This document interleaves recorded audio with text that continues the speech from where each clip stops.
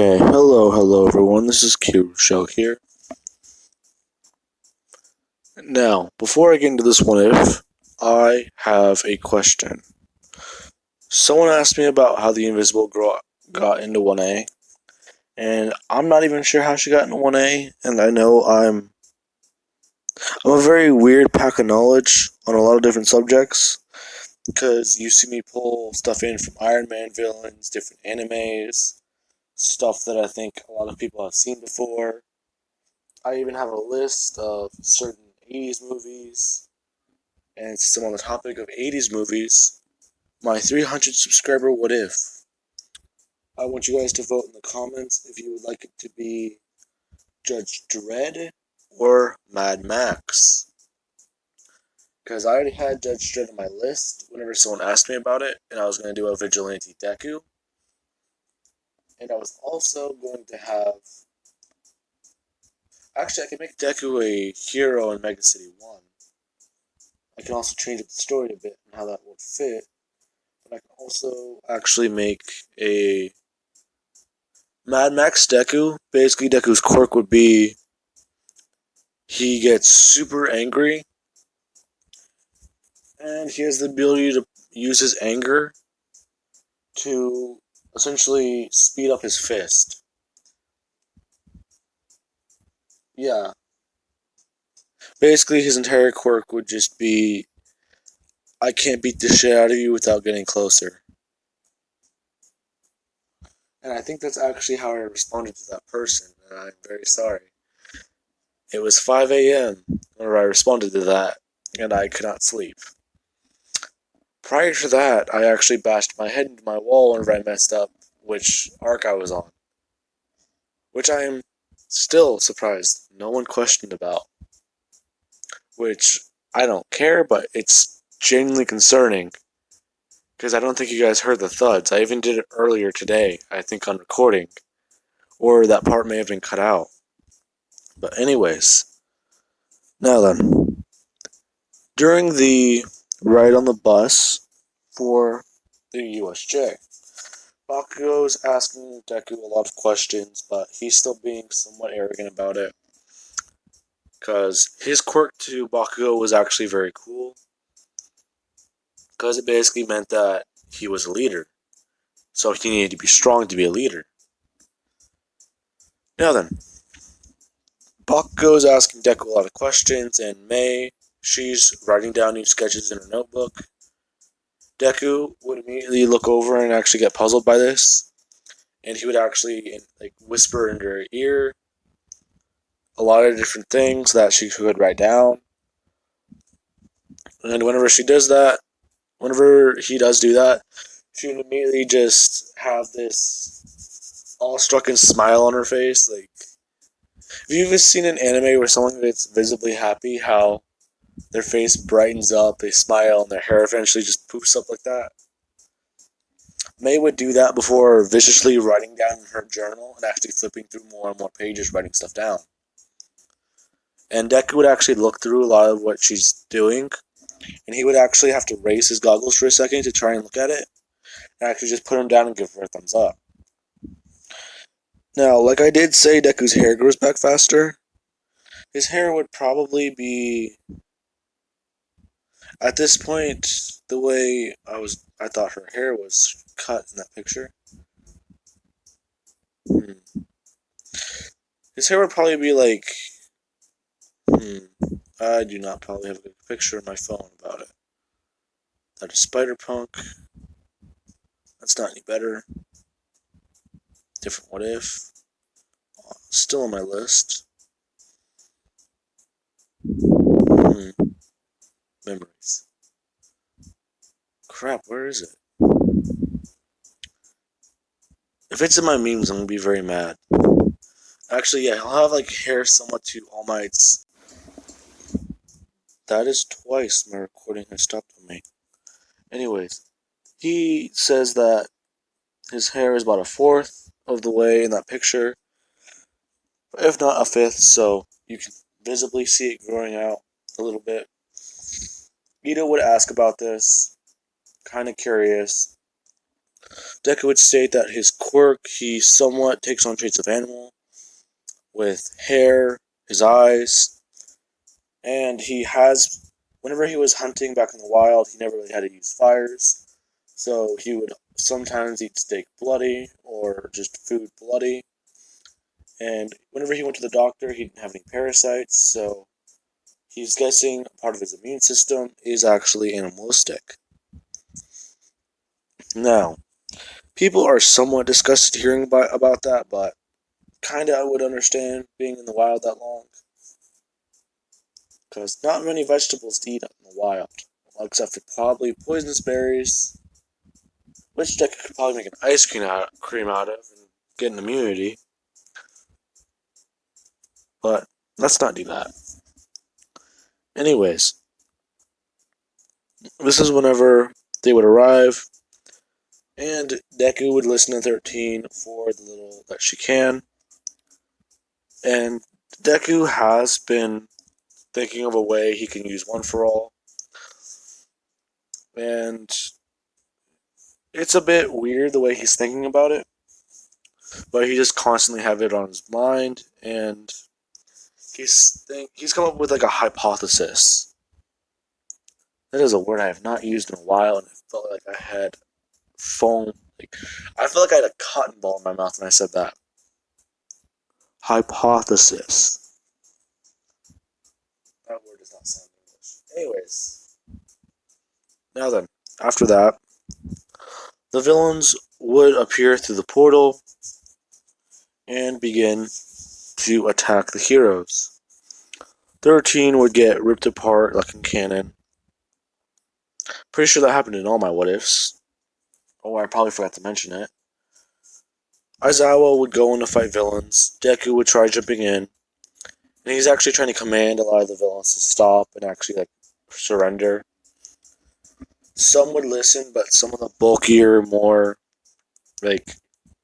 stronger guys wouldn't listen. And Deku would just learn more about his quirk in that second. Because basically, if you're not physically strong, then you listen to Deku. Now, after that, Deku would actually be fighting with some villains, and doing this, since he can think on a dime and actually figure things out, he's using his quirk against a guy who, let's say he's a giant, somewhat giant, probably 3 times or 4 times the size of Deku, and Deku's throwing punches at him. Now, after doing that, Deku would immediately think that he probably, he'd think about, how, let's say Deku would probably go to a random thought about how One for All may work, because he's essentially putting too much pressure. Okay, a very mechanic explanation is Deku, okay, there's a bolt that is stuck on... Okay. I'm about to bash my head to the wall again. Anyways, there is a bolt that is stuck. It's the nut in the socket, and it's rusted together. Deku, he's trying to put enough force on it to break the bolt, but it's constantly sliding, actually stripping the bolt of the grip, actually making it harder to come off. That's essentially a metaphor for every time he uses One for All, forcing it, he's breaking his bone. Now he's thinking that he just has to leave it on and actually constantly put pressure, not trying to force it all at once. So he has to 1, 2, 3. And it'll come off eventually. That would probably be the best way he would come up with it in a split second. Because he would immediately attest this to a very mechanical way of thinking. So breaking it down very fast. So he would turn One for All on, and when he does, his body just starts shining, and this shine would actually turn blue. Now, as soon as it turns blue, it would immediately just dull down and actually turn into blue lightning around his body. So he's using One for All at about 20 to 30%.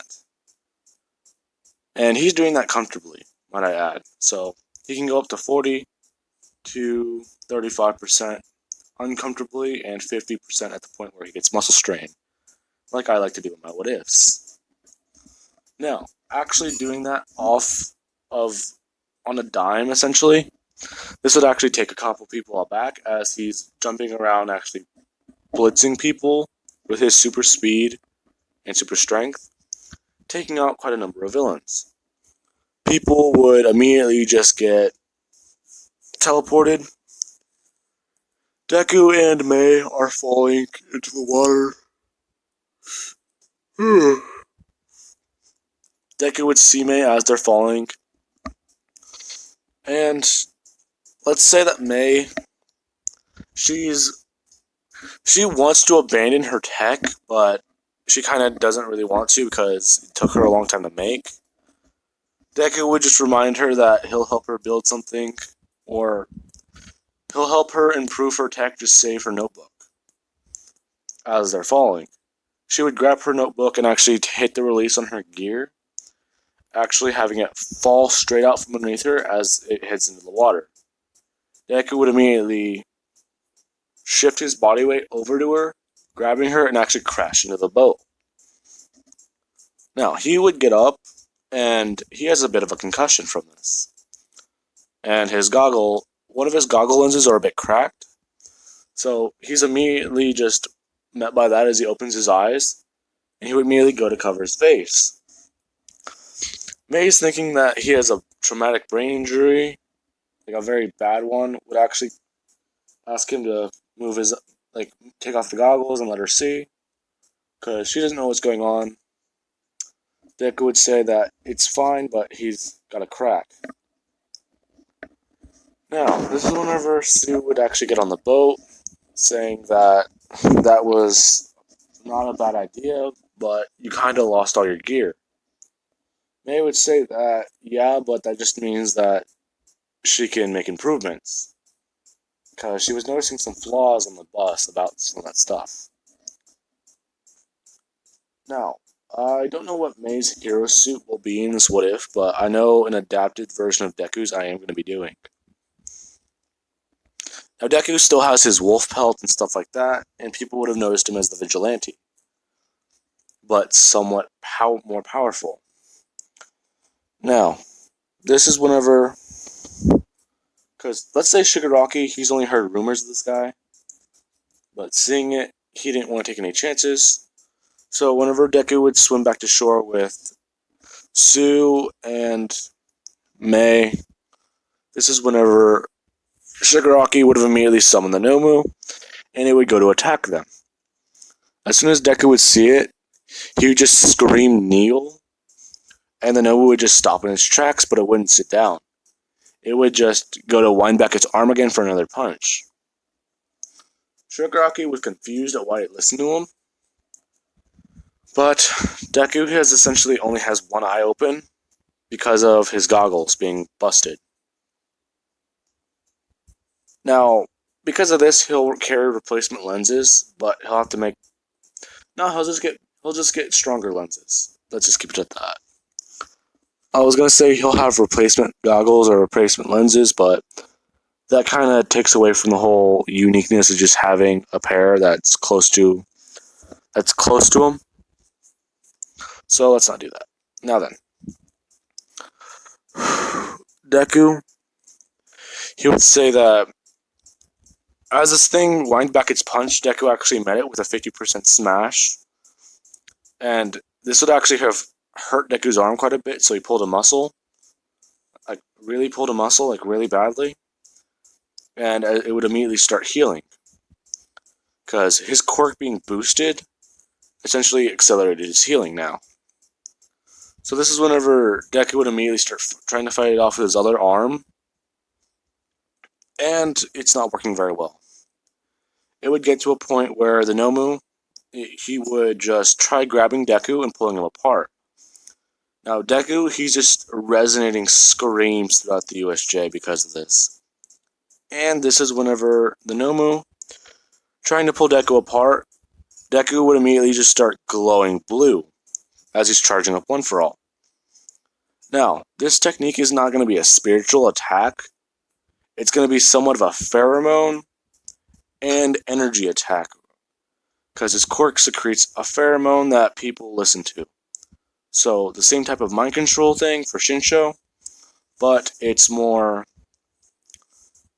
animals listen to it because it's a pack pheromone, and also because it's essentially charged with energy that is very strong and potent. And Deku's probably been sweating this whole time. So as this is all happening, Deku's skin, a lot of his veins and a lot of his muscles start immediately turning blue. And he's just screaming for Mei and Froppy to run.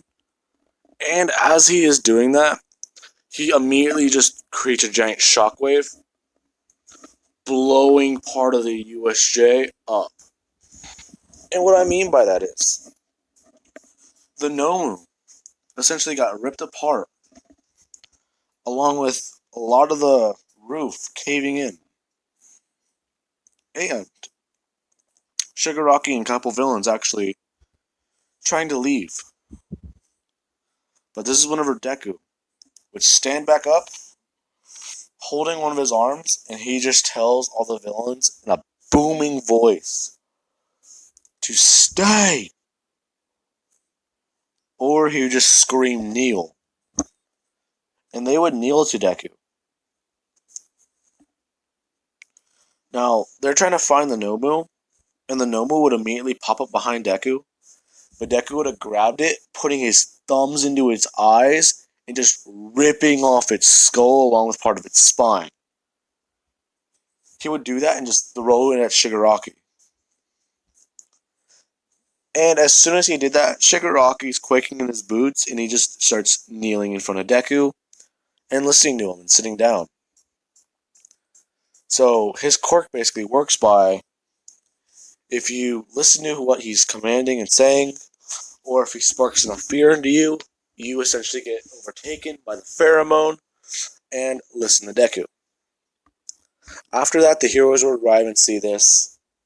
A lot of them are trying to scold Deku, but they would notice that he is essentially he is dressed and is exactly like what people describe the vigilante to be.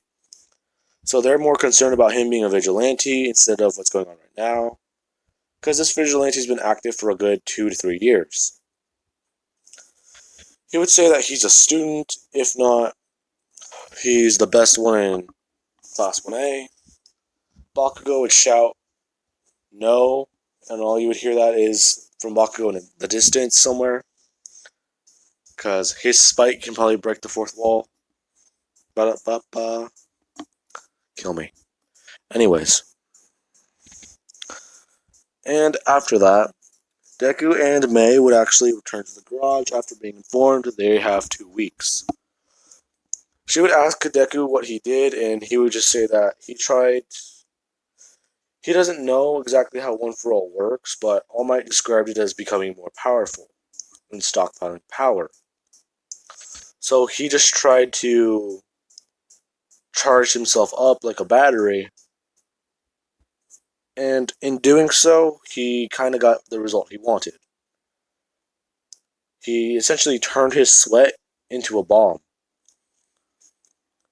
She'd be confused by this, but he would then explain that the way he did it was he essentially tried putting One For All farther than it should have gone by constantly charging himself up.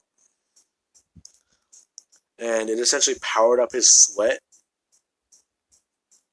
and helped him create the sonic boom. Because he essentially just flicked his finger. Well, he didn't flick his finger, but he flexed his entire body. And she would have asked him if that would have broken his bones. He would have said no, but it really, really hurt afterwards. She has no idea the pain he felt during that. And then they would start going to immediate brainstorm mode, where they would spend the next 3 to 4 days straight on just hot cocoa, not energy drinks, hot cocoa, chocolate, and other really bad things that are chocolatey that are not good for a hero diet. They would spend the next couple days actually like that because they are brainstorming new tech for May. Now, Deku has been actually helping May put together a new, somewhat prototype suit that was more advanced than the one she was currently wearing. But she doesn't know if she can get it approved before the sports festival. Now then, after this is whenever they are told. Well, this is whenever they are told by Deku's dad that he doesn't care what they do in the garage, just try keeping the sound to a minimum at night. So this would basically mean that they'd be using hand tools and a bunch of other stuff at night while they are actually coming up with more. They essentially would keep brainstorming and coming up with more and more tech and more ways to improve it. And they would eventually get their final design that May wanted. Now, I'm going to be leaving this off, and I am going to be researching some of that for tomorrow's What If. Now then, I hope you guys enjoyed the video, and Wilson, if you're watching this, I am posting this part now. It's probably going to be a bit later, but I was planning on recording another part. I was just relaxing for a second. I actually almost fell asleep. Then I read your message. I was like, crap, I need to record before I fall asleep. Huh. Really glad you actually messaged me, because I was thinking that I should do another 6 uploads a day, but that kind of paces me through a What If, and I feel like the story is a little rushed. And I actually do like brainstorming on the fly for What Ifs, because it feels more natural to make a story actually as you are progressing through. And yeah, I hope you guys have enjoyed the What If, and have an amazing night or day. It is 3 in the morning for me. I am just going to say night. Bye, guys.